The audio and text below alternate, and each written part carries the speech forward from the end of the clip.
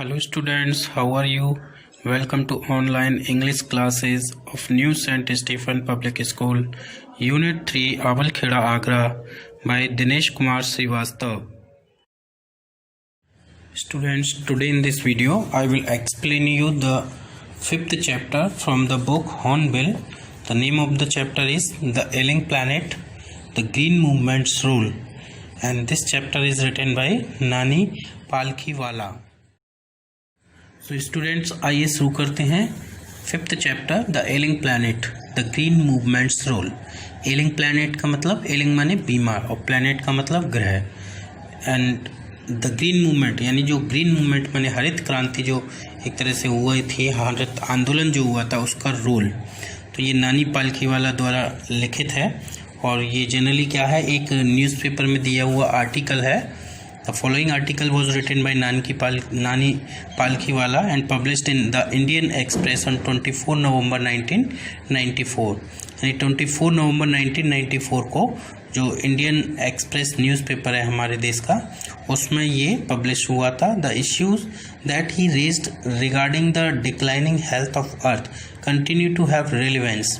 और जो इश्यूज इसने उठाए थे किसके संदर्भ में, जो हमारी जो अर्थ है उसकी डिक्लाइनिंग हेल्थ के संबंध में, वो अभी भी कंटिन्यू हैं। तो देखिए इस चैप्टर शुरू करते हैं। One can not recall any movement in world history which has gripped the imagination of the entire human race so completely and so rapidly as the green movement which started nearly 25 years ago। यानी नानी पालखीवाला कहते हैं कि कोई भी किसी भी व्यक्ति को ऐसे किसी मूवमेंट के बारे में, ऐसे किसी भी आंदोलन के बारे में याद नहीं होगा या वो याद नहीं कर सकता है वर्ल्ड हिस्ट्री के, जिसने which has gripped the imagination of the entire human race, यानी जिसने संपूर्ण मानव जाति की कल्पना को इतने कम्प्लीटली तरीके से और इतने रैपिडली तरीके से, यानी पूरी तरीके से और तेज़ी से बहुत जल्दी मनुष्य की जो कल्पना है उसको ग्रिप कर लिया हो, उसको पकड़ लिया हो, जितना कि किसने किया, ग्रीन मूवमेंट ने, विच स्टार्टेड नियरली, जो लगभग 25 ईयर्स एगो स्टार्ट हुआ था, जो लगभग 25 साल पहले स्टार्ट हुआ था। कहने का मतलब है जो ग्रीन मूवमेंट 25 ईयर्स पहले जो स्टार्ट हुआ था, ये कब की डेट लिखी हुई है, 1994 के टाइम पर इसको 25 ईयर्स हो गए थे। तो उस समय उन्होंने ये लिखा था। तो वो कहते हैं कि किसी भी दूसरे मूवमेंट ने लोगों की, यानी संपूर्ण ह्यूमन रेस के, इस संसार के संपूर्ण ह्यूमन रेस की जो इमेजिनेशन है, किसी भी मूवमेंट ने उसको इतना नहीं ग्रिप किया था, क्योंकि बाकी देशों में जिस तरह के भी मूवमेंट हुए होंगे वो किसी एक पर्टिकुलर रीजन से ही रिलेटेड रहे होंगे, लेकिन ये जो ग्रीन मूवमेंट था ये लगभग ये हमारे एनवायरनमेंट से रिलेटेड था, हमारे वातावरण से रिलेटेड था। इसलिए ये इस दुनिया में रहने वाले हर व्यक्ति से संबंधित था। हर व्यक्ति की कल्पना को इसने एक तरह से पकड़ लिया या लोग उसके बारे में सोचने लगे। तो in 1972 the world's first nationwide green party was founded in New Zealand. In 1972 में पहली बार वर्ल्ड की जो पहली नेशन वाइड ग्रीन पार्टी थी, यानी विश्व स्तर की जो ग्रीन पार्टी थी, उसकी स्थापना न्यूजीलैंड में हुई थी। Since then the movement has not looked back, और तब से लेकर आज तक ये जो मूवमेंट है उसने कभी भी पीछे मुड़ करके नहीं देखा।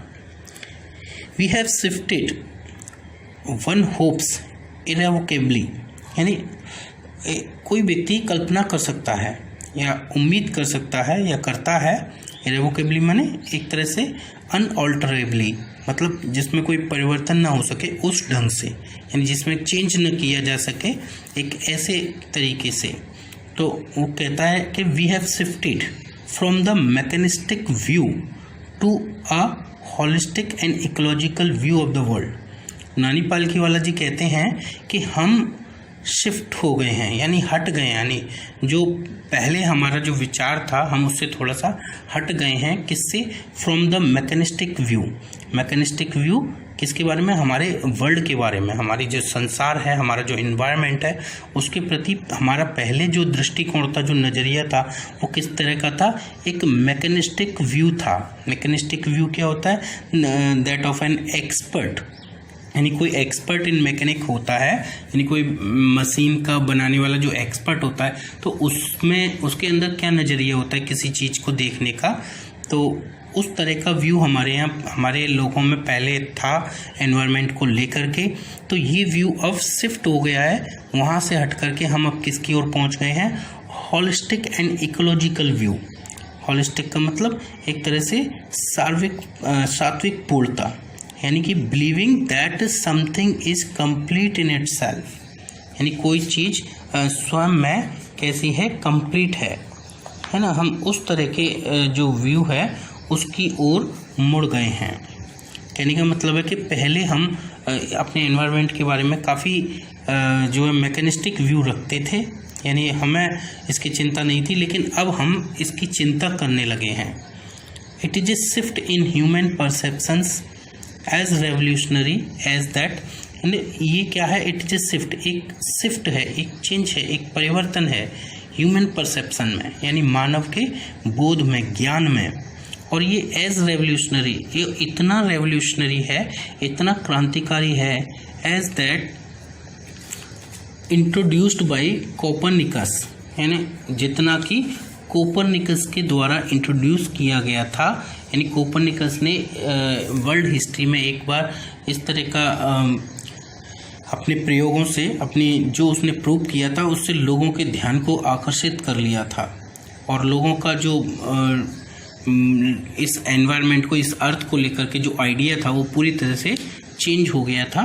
तो ऐसे ही एक चेंज है ह्यूमन में, और वो इतना रेवोल्यूशनरी है जितना कि कोपरनिकस का, who taught mankind in the 16th century, जिसने 16th सेंचुरी में, यानी जो 16वीं शताब्दी है उसमें मैनकाइंड को, माने पूरी सभ्यता को, मानव सभ्यता को ये बताया था that the earth and the other planets revolved around the sun, कि जितनी जो हमारी अर्थ है और अर्थ के साथ साथ दूसरे जो प्लैनेट्स हैं वो क्या करते हैं, सन के चारों ओर चक्कर लगाते हैं। ये कोपरनिकस ने ही प्रूव किया था, आपने साइंस में भी पढ़ा होगा। For the first time in human history, यानी मानव इतिहास में पहली बार, there is a growing worldwide consciousness that the earth itself is a living organism, यानी इस हमारे इस ह्यूमन इतिहास के, मानव इतिहास के समय में पहली बार ऐसा हुआ है कि जब लोगों के अंदर एक ग्रोइंग वर्ल्ड वाइड कॉन्शसनेस है, यानी वर्ल्ड वाइड का मतलब पूरे विश्व स्तर पर, ग्रोइंग माने बढ़ती हुई, कॉन्शसनेस का मतलब अवेयरनेस माने चेतना है। किस बात को लेकर, कि ये जो अर्थ है itself is a living organism, ये स्वयं में एक लिविंग ऑर्गेनिज्म है, ये एक सजीव ऑर्गेनिज्म है ना। ऑर्गेनिज्म का मतलब होता है एक तरह से अवयवी संगठन, यानी जिसमें जो लोग रहते हैं या जो भी जीव जंतु रहते हैं वो एक दूसरे पर डिपेंड करते हैं।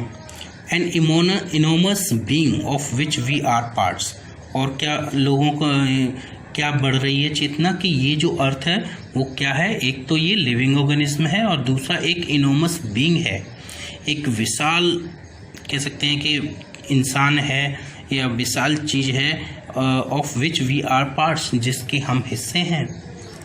It has its own metabolic needs, और इसकी अपनी मेटाबॉलिक आवश्यकताएं, जैसे हमारे शरीर की मेटाबॉलिक नीड्स होती हैं, तो ऐसे ही वो कहते हैं कि ये जो अर्थ है उसकी भी मेटाबॉलिक नीड्स हैं, and vital process which need to be respected and preserved.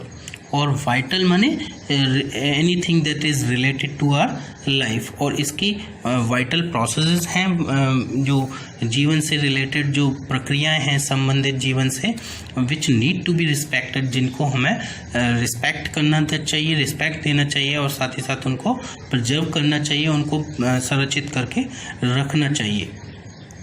The earth's vital science reveal a patient in declining health, यानी अर्थ का जो वाइटल साइन है, यानी पृथ्वी की जो जीवन के लक्षणों को अगर हम देखें अगर हम पृथ्वी का अध्ययन करें, हमारी अर्थ प्लैनेट का, और इसके जो जीवन से संबंधित जो अध्ययन जो पॉइंट्स हैं या जो लक्षण हैं उनका अध्ययन करें, तो ये जो अर्थ है वो क्या रिवील करती है, क्या प्रकट करती है कि ये अर्थ क्या है, a patient in declining health, यानी एक मरीज है जिसकी हेल्थ लगातार डिक्लाइन होती चली जा रही है। यानी हम जो सो मच पॉल्यूशन कर रहे हैं, जितना भी इंडस्ट्रियलाइजेशन हो रहा है या जो कुछ भी हो रहा है, इससे क्या हो रहा है, हमारी अर्थ की जो हेल्थ है वो लगातार डिक्लाइन होती चली जा रही है। We have begin to realise our ethical obligations to be good stewards of the planet and responsible trustees of the legacy to future generation. और नानकीवाला जी कहते हैं कि वी हैव बिगुन, हमने स्टार्ट कर दिया है, हमने स्टार्ट कर दिया क्या, टू रियलाइज, बात को महसूस करना, टू अवर एथिकल ऑब्लिगेशन, हमारी जो एक एथिकल का मतलब मोरल, ऑब्लिगेशन का मतलब ड्यूटी, हमारी जो मोरल ड्यूटी है, हमारा जो नैतिक कर्तव्य है ना, क्या होने का, to be a good stewards, एक अच्छे मैनेजर। स्टीवर्ड्स का मतलब एक तरह से मैनेजर, हम इस अर्थ पर रहते हैं, हम इसको मैनेज करते हैं, तो हमें एक अच्छा मैनेजर होना चाहिए इस प्लैनेट का, और रेस्पॉन्सिबल ट्रस्टी होना चाहिए। ट्रस्टी का मतलब एक ऐसा व्यक्ति जो किसी अपने धरोहर को सेव करके रखता है, तो हमको उस तरह का रेस्पॉन्सिबल ट्रस्टी होना चाहिए of the legacy to future generation, यानी जो हमारी फ्यूचर जनरेशन है, यानी जो भविष्य में आने वाली पीढ़ियां हैं, उनकी सुख सुविधाओं का ख्याल रखते हुए। The concept of sustainable development was popularized in 1987 by the World Commission on Environment and Development। यानी एक कॉन्फ्रेंस हुई थी जिसका नाम था world commission on environment and development, या ये संस्था थी जिसने 1987 में जो सस्टेनेबल डेवलपमेंट है, यानी एक तरह का टिकाऊ डेवलपमेंट, जो मतलब वो जो कि हाल ही ख़त्म नहीं होता, लंबे समय तक चलने वाला, एक ऐसे डेवलपमेंट की जो कंसेप्ट है, धारणा है, उसको पॉपुलराइज किया था, यानी काफ़ी लोकप्रिय किया था। In its report it define, और अपनी रिपोर्ट में इसने डिफाइन किया था, यानी एक परिभाषा दी थी, द आइडिया, इस विचार को, सस्टेनेबल डेवलपमेंट की विचार की परिभाषा दी थी, यानी एक तरह से जो सस्टेनेबल डेवलपमेंट है उसको डिफाइन किया था। वैसे हमने ये सोशल स्टडी में 10th में भी पढ़ा था। तो क्या होता है sustainable development? Development that meets the needs of the present without compromising the ability of future generation to meet their needs. यानी सस्टेनेबल डेवलपमेंट क्या है? एक ऐसा डेवलपमेंट है जो प्रेजेंट की जो नीड्स हैं उनको पूरी करता है विदाउट कॉम्प्रोमाइजिंग, यानी बिना जोखिम में डाले किसकी? एबिलिटी ऑफ फ्यूचर जनरेशन, यानी जो फ्यूचर जनरेशन की जो एबिलिटी है, जो योग्यता है, जो फ्यूचर जनरेशन जो अपनी आवश्यकताओं को पूरा कर पाएंगे, तो उनके पूरा करने की जो आवश्यकता है, आवश्यकता की जो योग्यता है, उसको जोखिम में डाले बगैर, यानी जो हमारे जो भी रिसोर्सेज हैं उनको फ्यूचर जनरेशन्स के लिए भी वो उसे प्रोटेक्ट करके रखता है। एक ऐसा डेवलपमेंट जो आज हमारे लिए ही बेनिफिशियल ना हो बल्कि हमारी आने वाली पीढ़ियों के लिए भी बेनिफिशियल हो। That is without stripping the natural world of resource future generation would need, यानी बिना जो नेचुरल वर्ल्ड ऑफ रिसोर्स है हमारा, यानी जो संसाधनों का जो प्राकृतिक संसार है, किसके लिए? फ्यूचर जनरेशन के लिए, जिसकी फ्यूचर जनरेशन को नीड होगी, आवश्यकता होगी, उसको स्ट्रिप किए बिना, यानी उसको नष्ट या वेस्ट किए बिना अपना विकास करना, that is called sustainable development. तो यहाँ पर नानी पालकी वाला ने एक एग्जाम्पल दिया, देखिए ये एग्जाम्पल बड़ा ही इंटरेस्टिंग है, आप इसको पढ़ें। In the zoo at Lusaka Zambia there is a cage where the notice reads, यानी एक जाम्बिया है, जाम्बिया में एक लुसाका नाम का शहर है और वहाँ पर एक जू है, चिड़ियाघर है, और there is a cage where, और वहाँ पर क्या है? एक बड़ा सा केज है, एक बड़ा सा पिंजरा लगा हुआ है और उस पर एक पिंजरे की जो गेट है उसी पर एक नोटिस लगा है। जैसे हम चिड़ियाघर में जाते हैं तो वहाँ पर कोई रूम बना हो या कुछ बना हो, तो उसके बाहर एक बोर्ड लगा होता है, उस पर लिखा होता है कि इसके अंदर कौन सा एनिमल है। तो तो इस तरह का एक वहाँ पर बोर्ड लगा हुआ है, नोटिस लिखा हुआ है, और उस नोटिस पर क्या लिखा हुआ है, the world's most dangerous animal, यानी संसार का सबसे खतरनाक एनिमल यानी कि जानवर। तो जब हम उसको पढ़ते हैं तो हमें दिल लगेगा कि इस पिंजरे के अंदर क्या होगा, संसार का सबसे खतरनाक जानवर, तो वो कौन हो सकता है। तो उसको लोग देखने की कोशिश करते हैं कि देखें इसके अंदर कौन सा जानवर है। तो क्या है, देखिए, inside the cage there is no animal, लेकिन केज के अंदर, पिंजरे के अंदर कोई भी एनिमल नहीं है। But a mirror where you see yourself, बल्कि वहाँ पर क्या है, एक मिरर है, एक आईना है जिसमें आप स्वयं आप अपने आप को देख सकते हैं। It means to say that we human being are the most dangerous animal for this planet, क्योंकि हम ही इस प्लैनेट को इतना बर्बाद कर रहे हैं कि कोई भी दूसरा जो जंगली जानवर है वो इसको इतना बर्बाद नहीं करता है जितना कि हम कर रहे हैं। तो सबसे ज़्यादा खतरनाक जानवर हम ही हैं। Thanks to the efforts of a number of agencies in different countries. तो पालकीवाला जी कहती है कि जो विभिन्न कंट्रीज़ में, विभिन्न देशों में जो बड़ी संख्या में जो एजेंसीज काम कर रही हैं, उनके प्रयास को मैं धन्यवाद देता हूँ। A new awareness has now dawned upon the most dangerous animal in the world, कि उन्होंने जो संसार का जो सबसे खतरनाक प्राणी है उसके अंदर एक न्यू अवेयरनेस, एक नई चेतना, एक नई जागरूकता एक तरह से उजागर कर दी है। डाउन अपॉन का मतलब उजागर कर देना, क्रिएट कर देना, कि अब मनुष्य ये इस बात को समझने लगा है, यानी कि ये मनुष्य ने ही ये मिरर वहाँ पर लगाया है और मनुष्य ने ही ये नोटिस लिखा है। तो मतलब मनुष्य को ये समझ में आ गया है कि सबसे खतरनाक जानवर वो खुद ही है और कोई नहीं है। He has realized the wisdom of shifting from a system based on domination to one based on partnership, और उसने अब महसूस कर लिया है, यानी मनुष्य ने अब इस विजडम को, इस बात को महसूस कर लिया है कि विजडम इसी में है, यानी विवेक इसी में ही है, of shifting from a system, यानी डोमिनेशन वाले सिस्टम से शिफ्ट होकर के किस सिस्टम की ओर बढ़ा जाए, वन बेस्ड ऑन पार्टनरशिप, एक ऐसे सिस्टम की ओर जो पार्टनरशिप पर, साझेदारी पर आधारित हो। कहने का मतलब है कि कोई समय था जब हम डोमिनेट करते थे अर्थ को, अर्थ के हर रिसोर्सेज को, हर व्यक्ति को, हर दूसरे प्राणी को हम डोमिनेट करने की कोशिश करते थे, लेकिन आज हमने उसको पार्टनरशिप करना शुरू कर दिया। कहने का मतलब है कि जो अर्थ है वो मनुष्य ऐसा समझता था शुरू से कि इस पूरी अर्थ पर, उस पर पाई जाने वाली हर चीज़ पर मनुष्य का ही अधिकार है, लेकिन ऐसा नहीं है। उस पर रहने वाले अनेक जीव जंतु हैं, उन सब का भी अर्थ पर उतना ही अधिकार है जितना कि हम मनुष्यों का है। Scientists have catalogued about 1.4 million living species with which mankind shares the earth। यानी जो हमारे साइंटिस्ट हैं, जो हमारे वैज्ञानिक हैं, उन्होंने लगभग 1.4 मिलियन लिविंग स्पीसीज को कैटलॉग किया है। कैटलॉग का मतलब सूचीबद्ध, यानी लिस्ट में एक नाम लिखना, एक तरह से उनकी लिस्ट बना देना किसी पर्टिकुलर कैरेक्टरिस्टिक के आधार पर। तो उन्होंने 1.4 मिलियन लिविंग स्पीसीज को कैटलॉग किया है, और with which Mankind says the earth, और जिनके साथ में जो मैनकाइंड है यानी जो मानव जाति है वो इस अर्थ को शेयर करती है। यानी only man is not the owner of this earth but we are the shareholders, हम तो इसके शेयर होल्डर हैं, हम इसको शेयर करते हैं दूसरे जो 1.4 मिलियन लिविंग स्पीसीज है उनके साथ में। वो भी इस अर्थ के लिए ही पैदा हुए हैं, उनका भी इस अर्थ पर उतना ही अधिकार है जितना हमारा।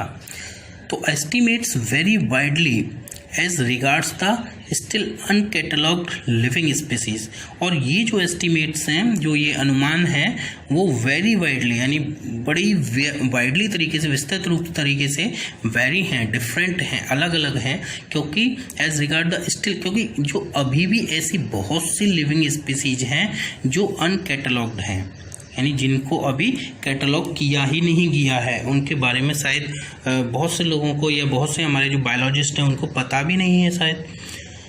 तो biologist reckon that about 3 to 100 million other living species still languish unnamed in ignominious darkness, यानी हमारे जो बायोलॉजिस्ट हैं, जो हमारे जीव विज्ञानी हैं, उन्होंने रेकन किया है। रेकन का मतलब एक तरह से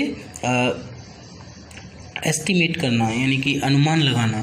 तो उन्होंने एक अनुमान लगाया है क्या कि लगभग 3 to 100 मिलियन, 3 से लगभग 100 मिलियन, 100 मिलियन और अदर लिविंग स्पीसीज हैं हमारी इस अर्थ पर, जो कि अभी भी लैंग्विश कंडीशन में, यानी ना वेरी पुअर और पेनफुल कंडीशन, जो अभी भी तड़प रही हैं और अननेम्ड हैं, यानी उनको अभी नेम नहीं दिया गया है किसी भी इग्नोमिनियस डार्कनेस, और वो अभी भी इग्नोमिनियस मतलब एक तरह से अपयश, यानी जिसके बारे में किसी को कुछ पता ना हो, ऐसे डार्कनेस में, अंधकार में वो खोई हुई हैं।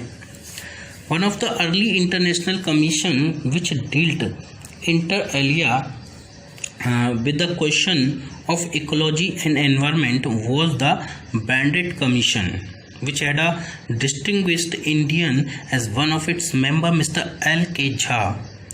तो one of the early international commission, यानी जो प्रारंभिक जो आयोग जो निर्धारित किए गए थे या बनाए गए थे, उनमें से सबसे पहला या कहें कि जो शुरुआत में जो बनाए गए थे, उनमें से एक बहुत ही महत्वपूर्ण अंतर्राष्ट्रीय आयोग था, जो इंटर एलिया का मतलब होता है अन्य बातों के अलावा। तो जो दूसरी बातें हैं उनके अलावा वो dealt with the question of ecology and environment. वो जो इकोलॉजी, हमारा जो इकोलॉजी है और जो हमारा एनवायरनमेंट है, इकोलॉजी का मतलब होता है पारितंत्र, पारितंत्र का मतलब होता है जिसमें जो हम लोग ह्यूमन बींग्स हैं, एनिमल्स हैं और any other type of living creatures और जो भी हैं वो सब एक दूसरे के साथ एक बैलेंस बना करके आपस में रहते हैं, उसको इकोलॉजी कहते हैं। और जो हमारा एनवायरनमेंट है वॉज द ब्रांडेड कमीशन, तो वो उनके बारे में डील करने वाला ये जो कमीशन था उसका नाम क्या था, branded commission, which had a, और इसमें कौन था, एक डिस्टिंग्विश्ड इंडियन था, एक तरह का एक विशिष्ट भारतीय व्यक्ति भी इसमें शामिल थे जो इसके सदस्य थे, और उनका नाम क्या था, mister L.K. Jha. The first branded report raise the question, तो जो सबसे पहली जो ब्रांडेड रिपोर्ट आई, यानी ब्रांडेड कमीशन की जो रिपोर्ट जो प्रस्तुत की गई, तो उस रिपोर्ट ने रेज द क्वेश्चन, एक क्वेश्चन रेज किया, एक क्वेश्चन उठाया। क्या क्वेश्चन था वो, are we to leave our successors a scorched planet of advancing deserts, impoverished landscapes and ailing environment. तो उसमें उस रिपोर्ट ने एक क्वेश्चन उठाया था कि हम क्या करने वाले हैं, क्या हम अपने जो सक्सेसर्स हैं, सक्सेसर का मतलब हमारे उत्तराधिकारी, हमारे आने वाली पीढ़ियाँ, क्या हम अपने आने वाली पीढ़ियों के लिए एक स्कॉच्ड प्लैनेट छोड़कर जाएंगे। स्कॉच्ड का मतलब जला भुना, यानी जो अब यूजलेस है, जिसका कोई फ़ायदा नहीं है, यानी कि हम जो हमारे रिसोर्सेज हैं हम उनको अभी इतना ख़त्म कर देंगे, समाप्त कर देंगे कि आने वाली पीढ़ियों के लिए कोई रिसोर्सेज नहीं बचेंगे, तो वो कैसे अपना जीवन यापन करेंगे। तो और वो कैसा प्लैनेट, एडवांसिंग डेजर्ट्स, यानी डेजर्ट्स के एडवांस होने का, यानी लगातार बढ़ते हुए डेजर्ट्स का, यानी जब वो पैदा होंगे आने वाली पीढ़ियों के लिए सामने उन्हें क्या दिखाई देगा, सिर्फ बढ़ते हुए डेजर्ट्स, रेगिस्तान। इम्पॉवरिश्ड लैंडस्केप्स, इम्पॉवरिश्ड का मतलब एक तरह से जो दरिद्र होते हुए, जिनकी कंडीशन बहुत ही पुअर होती जा रही हो, इस तरह के लैंडस्केप्स एंड एलिंग एनवायरनमेंट, और एक ऐसा एनवायरनमेंट जो पूरी तरह से एलिंग माने बीमार है, जिसमें सरवाइव करना भी उनके लिए बड़ी ही चुनौती भरा काम होगा। क्या हम ऐसा प्लैनेट उनके लिए छोड़कर जाएंगे। Mister Lester R Brown in his thoughtful book the global economic prospects points out that the earth's principal biological system are 4। तो एक ग्रेट इकोनॉमिस्ट रहे हैं, उनका नाम है मिस्टर लिस्टर आर ब्राउन। तो उन्होंने अपनी थॉटफुल बुक में, यानी बहुत ही विचारशील उनकी एक बुक थी, किताब थी, जिसका नाम था द ग्लोबल इकोनॉमिक प्रॉस्पेक्ट। उस बुक में उन्होंने पॉइंट्स आउट किया है या इंडिकेट किया है क्या, कि जो अर्थ है हमारा जो प्लैनेट है अर्थ, उसके जो प्रिंसिपल बायोलॉजिकल सिस्टम हैं वो 4 हैं। यानी अर्थ के जो principal biological system, 4 principal biological system हैं, और वो कौन कौन से हैं। Fisheries means related to all fish kingdom, forest forest का मतलब जो हमारे जितने भी फॉरेस्ट हैं, ग्रासलैंड्स एंड क्रॉपलैंड। ग्रासलैंड माने जो घास के मैदान है, चरागाह वगैरह जहाँ पर एनिमल्स के लिए जो बहुत ही सूटेबल है, और क्रॉपलैंड्स वो हैं जहाँ पर हमारी क्रॉप ग्रो होती हैं। तो ये 4 fisheries, forest, grasslands and croplands, आप लोग इसको याद रखिएगा। इससे रिलेटेड लॉन्ग और शॉर्ट दोनों क्वेश्चंस पूछे जाते हैं। तो उन्होंने कहा था कि हमारे अर्थ के जो प्रिंसिपल बायोलॉजिकल सिस्टम है वो फिशरीज, फॉरेस्ट, ग्रासलैंड और क्रॉपलैंड्स हैं, and they form the foundation of the global economic system. और वो क्या करते हैं, हमारा जो ग्लोबल इकोनॉमिक सिस्टम है, यानी जो वैश्विक आर्थिक जो इस पद्धति है या जो सिस्टम है, उसकी फाउंडेशन को, उसकी नींव को वो बनाते हैं। यानी कि ये 4 जो बायोलॉजिकल सिस्टम है, ये क्या है, हमारे ग्लोबल इकोनॉमिक सिस्टम की फाउंडेशन है, उनकी नींव है। यानी इनका हमेशा बने रहना, डेवलप रहना, इनका हमेशा अच्छी स्थिति में बने रहना हमारे लिए बहुत ही आवश्यक है। In addition to supplying our food, these 4 systems provide virtually all the raw materials for industry except minerals and petroleum derived synthetics। यानी हमारा भोजन सप्लाई करने के साथ साथ, यानी ये जितने भी ये 4 हमने बायोलॉजिकल सिस्टम पढ़े, ये चारों ऐसे हैं जो हमारा जो फूड है वो हमको सप्लाई करते हैं हर तरह का। तो हमारे फूड को सप्लाई करने के साथ साथ ये जो 4 सिस्टम हैं वो हमको वर्चुअली तरीके से, यानी कि वास्तविक तरीके से all the raw material for industry, यानी जितनी भी हमारे जो इंडस्ट्री हैं उन सब के लिए हर तरह का सभी जितने भी रॉ मटेरियल की आवश्यकता उन इंडस्ट्रीज़ को होती है, उन रॉ मटेरियल्स को भी ये प्रोवाइड करते हैं, एक्सेप्ट मिनरल्स, केवल मिनरल्स को छोड़कर, एंड पेट्रोलियम ड्राइव सिंथेटिक्स, और जो पेट्रोलियम से ड्राइव किए जाने वाले, प्राप्त किए जाने वाले जो सिंथेटिक्स हैं, इन संश्लेषित जो रेशे हैं सिंथेटिक वगैरह, या जो भी सिंथेटिक चीज़ें हैं जो पेट्रोलियम से ड्राइव की जाती हैं, और मिनरल्स, इन 2 चीज़ों को छोड़ करके जितनी भी इंडस्ट्रीज़ में जो भी प्रकार का रॉ मटेरियल यूज होता है वो हमें इन्हीं 4 बायोलॉजिकल सिस्टम से मिलता है, और साथ ही साथ हमारा फूड भी। In large area of the world, human claims on these systems are reaching an unsustainable level। और लार्ज एरिया, संसार के एक बड़े भाग में जो ह्यूमन क्लेम्स हैं, यानी मनुष्य का जो क्लेम है, यानी दावा इन सिस्टम्स पर, वो एक अनसस्टेनेबल लेवल तक पहुंचता जा रहा है। यानी एक अनसस्टेनेबल, जो बहुत ही दुखद बात है, a point where there productivity is being impaired. और वो कहाँ तक पहुँच रहा है, जहाँ पर इन सिस्टम की जो प्रोडक्टिविटी है, इनकी जो उत्पादकता है वो लगातार इम्पेयर्ड होती जा रही है, वीक होती जा रही है, कमज़ोर पड़ती जा रही है। व्हेन दिस हैपन्स, और जब ऐसा होता है तो क्या होता है कि फिशरीज कोलैप्स, जो फिशरीज होती हैं यानी जो फिश किंगडम है वो कोलैप्स हो जाता है। फॉरेस्ट डिसअपियर, जो हमारे जंगल हैं, जो वन हैं, वो क्या होते हैं, डिसअपियर हो जाते हैं, यानी मनुष्य अपनी आवश्यकताओं के लिए हर चीज़ को नष्ट किए जा रहा है ना। Grasslands are converted into baron wastelands, और जो हमारे ग्रासलैंड्स हैं वो कन्वर्ट होते जा रहे हैं किसमें, जो बैरन वेस्टलैंड्स, यानी कि जो बंजर जो वेस्टलैंड है जिन पर किसी भी तरह का क्रॉप नहीं किया जा सकता, इस तरह के वेस्टलैंड में कन्वर्ट होते जा रहे हैं। एंड क्रॉपलैंड डिटेरियोरेटेड, और जो क्रॉपलैंड्स हैं जहाँ पर क्रॉप हमारी उगाई जा सकती है, जो उपजाऊ क्षेत्र होते हैं वो लगातार अनुपजाऊ यानी कि बेकार होते चले जा रहे हैं, यानी कि डेजर्ट बढ़ रहे हैं। In a protein conscious and protein hungry world, एक प्रोटीन कंसस का मतलब प्रोटीन के बारे में लोगों में चेतना है। तो जो प्रोटीन के बारे में उसके क्या बेनिफिट हैं हमारे शरीर के लिए, हमारे नरिशमेंट के लिए, तो हम उसको उस बात को आसानी से जानते हैं।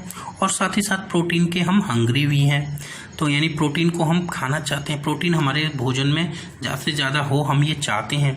तो कहा गया है कि इस प्रोटीन कंसस और प्रोटीन हंग्री वर्ल्ड में our fishing is common every day. तो ओवर फिशिंग, तो जो ओवर फिशिंग है यानी मछलियों का ज़्यादा से ज़्यादा पकड़ना एक बहुत ही कॉमन है, because fish is suppose to be the best source of protein, यानी प्रोटीन का एक जो सबसे अच्छा स्रोत है वो मछली को माना जाता है। तो इसलिए लोग मछलियों को पकड़ते हैं, खाते हैं, और ये ओवर फिशिंग की जा रही है। इन पुअर कंट्रीज, गरीब देशों में local forest are being decimated in order to procure firewood for cooking, है ना। तो जो गरीब कंट्री है, जो गरीब देश हैं, उनमें क्या किया जा रहा है कि जो लोकल फॉरेस्ट हैं, स्थानीय जो जंगल हैं, वन हैं, उनका तो लगभग डेसिमेटेड का मतलब लगभग 10% डेसिमल होता है, 10 से रिलेटेड होता है, तो लगभग 10% उसका जो भाग है वो हर साल काटा जा रहा है, उसको समाप्त किया जा रहा है। और वो किस लिए? प्रोक्योर फायरवुड फॉर कुकिंग, यानी भोजन पकाने के लिए जो फायरवुड होता है, लकड़ी जलाने वाली लकड़ी का इस्तेमाल करने के लिए। इन सम प्लेसेस, कुछ स्थानों पर firewood has become so expensive, जो फायरवुड है यानी जो ईंधन है जिससे हम खाना पकाते हैं, वो तो इतना एक्सपेंसिव हो गई है, इतना महंगा हो गई है, that what goes under the pot now cost more than what goes inside it. यानी व्हाट गोज, मतलब इस वाक्य का देखिए बहुत ही गहन मीनिंग है कि what goes under the pot now cost more than what goes inside it. यानी जो पॉट के अंदर जाता है, यानी कि जो खाना बनाने के लिए जिस चीज़ की आवश्यकता होती है, वो आज उतना ज़्यादा महंगा हो गया है जितना महंगा जो हमारा खाना है, जो हमारे पेट के अंदर जाता है, वो भी इतना महंगा नहीं है। यानी कि खाना बनाने के लिए जो ईंधन की ज़रूरत पड़ती है, वो ईंधन इतना महंगा है कि हम जो खाना खा रहे हैं वो उतना महंगा नहीं है ना। हम उस खाने को पका करके खाते हैं और पकाने के लिए हमें ईंधन की ज़रूरत पड़ती है, और वो जो ईंधन है, जो फ्यूल है, वो इतना कॉस्टली हो गया है कि हम जो डायरेक्ट जो फूड अपना मार्केट से खरीदते हैं वो हमें सस्ता पड़ जाता है। Since the tropical forest is, in the words of doctor mayor, है ना, डॉक्टर मेयर हैं यहाँ पर, एक इकोनॉमिस्ट हैं, बायोलॉजिस्ट हैं, है ना। तो डॉक्टर मेयर्स के शब्दों में, since the tropical forest is the power house of evolution, कि जो ट्रॉपिकल फॉरेस्ट है, उष्णकटिबंधीय वन, वो क्या हैं? हमारे एवोल्यूशन के पावर हाउस हैं, यानी बिजली घर एक तरह के, है ना, विकास के। Several species of life face extinction as a result of its destruction. और ये जो ट्रॉपिकल फॉरेस्ट हैं, ये लगातार इनका डिस्ट्रक्शन होता जा रहा है। तो इनके डिस्ट्रक्शन के रिजल्ट में, परिणाम स्वरूप क्या हो रहा है? कई स्पीसीज हैं ऑफ लाइफ, जीवन की, जो कि एक्सटिंक्शन को फेस कर रही हैं, यानी उनको एक्सटिंक्शन को फेस करना पड़ता है, यानी वो लगातार विलुप्त होती जा रही हैं बहुत सारी। जैसे हम आज के समय देखें कि कोई एक टाइम तक कि हमारे आसपास स्पैरोज़ इतनी ज़्यादा होती थी, चारों ओर उन स्पैरोज़ का चहचहाना, इधर उधर होना, उड़ता हुआ दिखती रहती थी। लेकिन आज वो स्पैरोज़ हमारे एनवायरनमेंट से लगभग गायब सी ही हो गई हैं। कुछ ग्रामीण क्षेत्रों में ही जाएं तो वहाँ पर हमें वो मिल जाती हैं, बट अगर हम शहरी क्षेत्रों में देखें तो स्पैरोज़ तो दिखाई ही नहीं देती। और भी ऐसे बहुत से पक्षी हैं, जीव जंतु हैं जो हमको आज नहीं दिखते हैं, और बहुत से पेड़ पौधे भी हैं जो आज के समय में हमको नहीं मिलते हैं। तो स्टूडेंट्स, यहाँ तक ये चैप्टर आपको क्लियर हो गया होगा। इसके बाद जो बचा हुआ चैप्टर है वो मैं आपको अपने नेक्स्ट वीडियो में समझाऊंगा।